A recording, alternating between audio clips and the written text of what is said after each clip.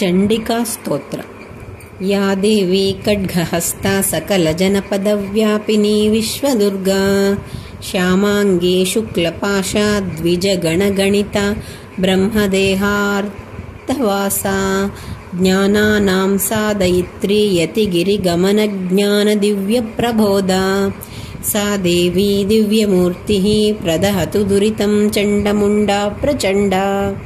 ह्रां ह्रीं ह्रूं चर्ममुण्डे शवगमनहते भीषणे भीमवक्त्रे क्रां क्रीं क्रूं क्रोधमूर्तिर्विकृतकुचमुखे रौद्रदंष्ट्राकराळे कं कं कं कालधारी भ्रमसि जगदिदं भक्षयन्ति ग्रसन्ति हुङ्कारं चोच्चरन्ति प्रदहतु दुरितं चण्डमुण्डा प्रचण्डा। ह्रां ह्रीं ह्रूं रुद्ररूपे त्रिभुवननमिते पाशहस्ते त्रिनेत्रे रां ह्रीं ह्रूं रङ्गरङ्गे किलिकिलितरवे शूलहस्ते प्रचण्डे लां लीं लूं लम्बजिह्वे हसति कहकः शुद्धघोराट्टहासे कंकाळी कालरात्रिः प्रदहतु दुरितं चण्डमुण्डा प्रचण्डा। घ्रां घ्रीं घ्रूं घोररूपे घ घ घ घ घटितैर्घर्घरारावघोरे निर्मांसि शुष्कजङ्गे पिबतु नरवसा धूम्रधूम्रायमाने द्रां द्रीं द्रूं द्रावयन्ति सकलभुवि तथा यक्षगन्धर्वनागान् क्षां क्षीं क्षूं क्षोभयन्ति प्रदहतु दुरितं चण्डमुण्डा प्रचण्डा।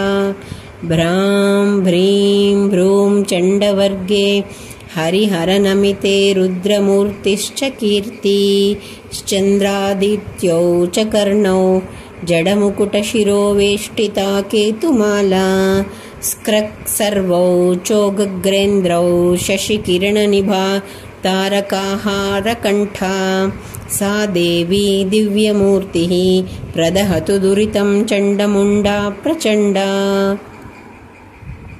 खं खं खं खड्गहस्ते वरकनिकनिभे सूर्यकान्ते स्वतोजो विद्युज्ज्वाला वलीनां नवनिशितमहाकृत्तिका दक्षिणेन वामे हस्ते कपालं वरविमलसुरापूरितं धारयन्ती सा देवी दिव्यमूर्तिः प्रदहतु दुरितं चण्डमुण्डा प्रचण्डा।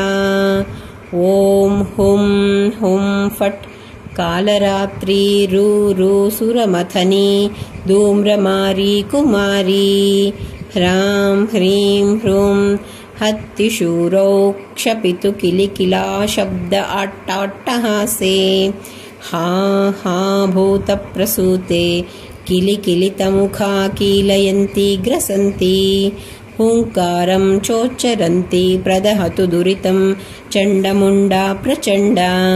भृङ्गी काली कपाली परिजनसहिते चण्डी चामुण्डनित्या रों रों रोङ्कारनित्ये शशिकरधवळे कालकूटे दुरन्ते ॐ हुं हुङ्कारकारी सुरगणनमिते कालकारी विकारी वश्यै त्रैलोक्यकारी प्रदहतु दुरितं चण्डमुण्डा प्रचण्डा।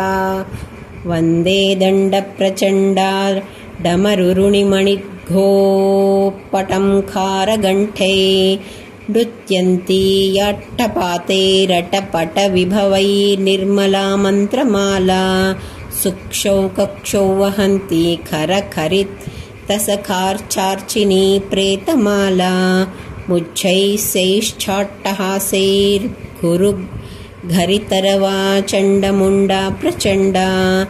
त्वां ब्राह्मी त्वं च रौद्रा शवशिखिगमना त्वं च देवी कुमारी त्वं चक्री चक्रहस्ता घुरुघुरुगुरितं तरवात्वं वराहस्वरूपा रौद्रे त्वं चर्ममुण्डा सकलभुवि परे संस्थिते स्वर्गमार्गे पाताले शैलशृङ्गे हरिहरनमिते देवी चण्डे नमोऽस्ते। रक्षत्वं मुण्डधारी गिरिवरविहरे निर्झरे पर्वते वा सङ्ग्रामे शत्रुमध्ये विषभविके सङ्कटे कुत्सिते वा व्याघ्रे चौरे च सर्पेऽप्युदधि भुवि तथा वह्निमध्ये च दुर्गे रक्षेत्सा दिव्यमूर्तिः प्रदहतु दुरितं चण्डमुण्डा प्रचण्डा।